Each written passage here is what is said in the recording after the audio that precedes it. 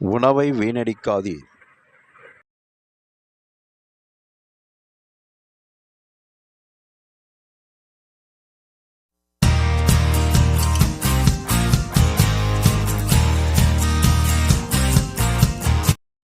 Hi viewers and subscribers.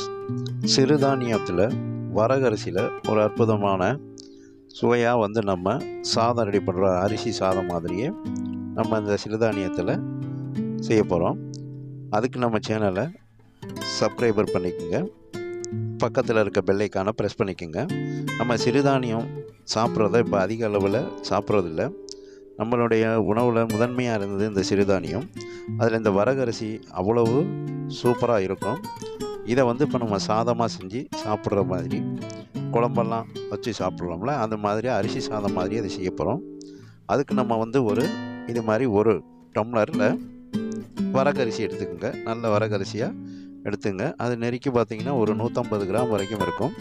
இந்த மாதிரி ஒரு டம்ளரில் வரகரிசி எடுத்து அதை ஒரு சின்ன பாத்திரத்தில் அப்படியே அதை எடுத்துங்க, கொட்டிடுங்க. அதை கொட்டி அந்த பாத்திரத்தில் கொட்டி நீங்கள் சமைக்கிறதுக்கு முன்னாடி ஒரு மணி நேரம் இல்லை ஒரு 2 மணி நேரம் தண்ணி ஊற்றி ஊற வைக்கணும். அதில் இருக்கக்கூடிய அந்த தூசி உமின்லாம் இருக்கும். அந்த உமியெல்லாம் பார்த்திங்கன்னா இந்த தண்ணி ஊற்றி ஊற வச்சோன்னே அதெல்லாம் மிதந்து வந்துடும், மேலே மிதந்துடும். அதில் இருக்க தூசியெல்லாம் இந்த மாதிரி தண்ணியை ஊற்றி ஊற வைங்க. அதை நம்ம சாதமாக சமைக்கிறதுக்கு முன்னாடி இந்த மாதிரி கொஞ்சம் நேரம் அதை ஊற வச்சிட்டிங்கன்னா ரொம்ப எளிமையாக ஒரு அரை மணி நேரத்தில் இது சாதமாக மாறிடும். இப்போ அதில் இருக்க தூசியெல்லாம் போயிடும். பார்த்திங்கன்னா எல்லாம் மிதந்து வந்துடும். 1 மணி நேரம் இல்லை 2 மணி நேரம் இந்த மாதிரி ஊற வச்சு தட்டப்பட்டு மூடி வச்சுங்க. இப்போ நல்லா ஊறி அது மேலே இருக்கக்கூடிய அந்த அழுக்கு, அந்த உமி, இந்த தூசி எல்லாம் இருக்கும், அதெல்லாம் மேலே வந்துடும். இப்போ அதை லேசாக மட்டும் அப்படியே கையால் அப்படியே பிசைஞ்சு விட்டுட்டு, ரொம்ப அழுத்தி பிசைய வேண்டாம். இதை அழுத்தி பிசைஞ்சு அதில் இருக்கக்கூடிய அந்த சத்துக்கள்லாம் தண்ணியோடு அனுப்பிடக்கூடாது. அதனால் லேசான ஒரு அலசு, அதில் மண் இதெல்லாம் இருந்துச்சுன்னா ஒரு அலசிட்டு அதை அழகாக பார்த்திங்கன்னா களைஞ்சி, நம்ம அரிசி களைஞ்சி போடுற மாதிரியே ஒரு சாதம் வடிக்கிற மாதிரி ஒரு பாத்திரத்தில் ஒரு கிண்ணத்தில் எடுத்துக்கோங்க. இந்த மாதிரி அதை களைஞ்சி எடுத்துக்கணும். அதில் கல், தூசி, மண் இதெல்லாம் இல்லாமல் அந்த தண்ணியை நல்லா ஒரு முறை மட்டும் இந்த மாதிரி செஞ்சுக்கிட்டால் போதும். இந்த மாதிரி செஞ்சு அதை நீங்கள் ஒரு பாத்திரத்தில் எடுத்துங்க. சாதம் வடிக்கிற மாதிரி உள்ளது. இது சாதம் மாதிரி, அரிசி சாதம் மாதிரி வடிக்கக்கூடாது. இதில் இருக்க அந்த கஞ்சியை அதிகமாக வடிக்கக்கூடாது. அதுக்காக சம அளவு கரெக்டாக தண்ணி வச்சுக்கணும். இதை குக்கரில் போட்டு நம்ம சாதமாக செய்யலாம். அது இன்னும் ஈஸியாகவும் இருக்கும்.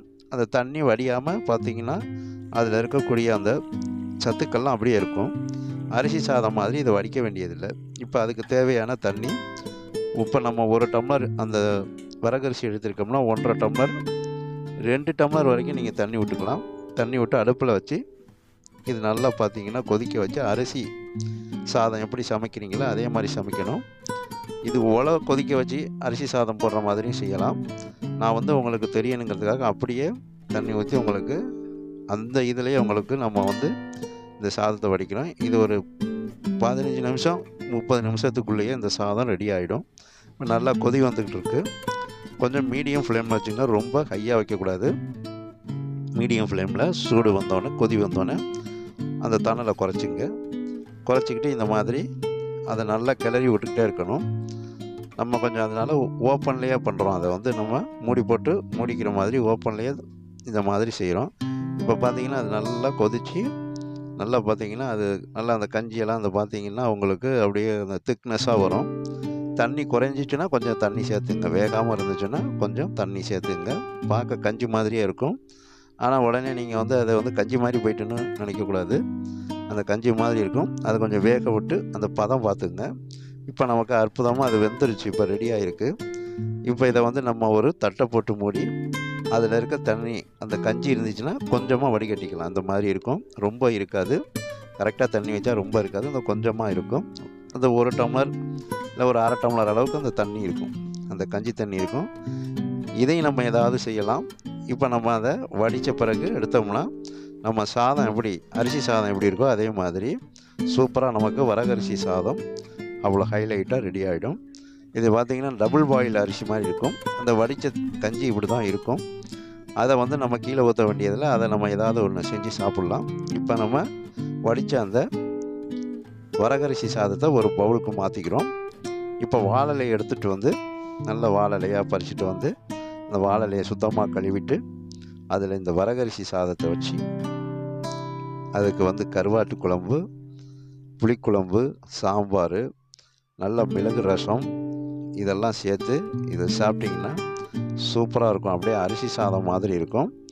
இப்போ இந்த இலையில் அந்த சுட சுட சாதத்தை வச்சு நாம் வந்து புளிக்குழம்பு வச்சுருக்கோம். மாங்காய் எல்லாம் போட்டு புளிக்குழம்பு நல்லா டேஸ்ட்டாக இருக்கும். அந்த பார்த்திங்கன்னா வரகரிசிக்கு இந்த புளிப்பான சாதங்கம், புளிப்பான குழம்பு, அதே போல் புளிப்பான ரசம், மிளகு ரசம், இந்த சாம்பார்லாம் பார்த்திங்கன்னா அந்த வீட்டில் புளியெல்லாம் கரைச்சி செய்வாங்க. அந்த சாம்பார் இதெல்லாம் இதுக்கு சூப்பராக இருக்கும்.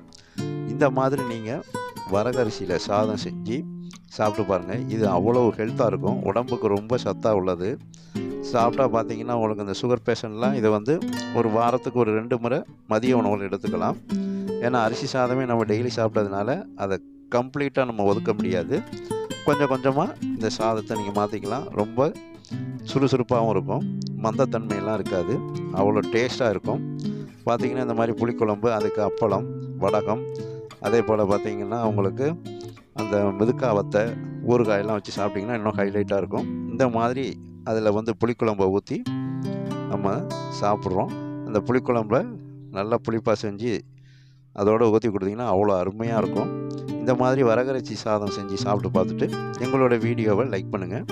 உங்களுடைய நண்பர்களுக்கு இந்த வீடியோவை ஷேர் பண்ணுங்கள், லைக் பண்ண சொல்லுங்கள், சப்ஸ்கிரைபர் பண்ண சொல்லுங்கள். இது பார்த்திங்கன்னா மாணவர்களுக்கெல்லாம் இது செஞ்சு கொடுக்கலாம். சாப்பாட்டோட இது மாதிரி செஞ்சு கொடுக்கலாம். இது வந்து பார்த்திங்கன்னா நல்லா விரும்பி சாப்பிடுவாங்க. அந்த திகட்டெல்லாம் இருக்காது. அதுபோல் தேவையில்லை வந்து பார்த்திங்கன்னா இந்த மாதிரி சிலருக்கு இந்த வரகரிசி சாதம் செஞ்சு கொடுக்கலாம். ரொம்ப இந்த சுகர் பேஷண்ட் மாதிரி உள்ளவங்களுக்கு இந்த வரகரிசி சாதம் தேவைகளுக்கு ஹோட்டலில், மெஸ்ஸில் இந்த மாதிரியெல்லாம் இந்த வரகரிசியை நம்ம சிறுதானியத்தை மறந்து சிறுதானியத்தில் இந்த மாதிரி திரும்பவும் உணவுகள் செஞ்சு சாப்பிட்டு பார்த்து அதை வந்து பார்த்திங்கன்னா அந்த சிறுதானிய விவசாயத்தை மேலோங்கலாம். எங்களுடைய வீடியோவை பார்க்கும் அனைத்து வியூவர்ஸுக்கும் சப்ஸ்கிரைபர்ஸுக்கும் மனமார்ந்த நன்றியை தெரிவித்துக் கொள்கிறேன்.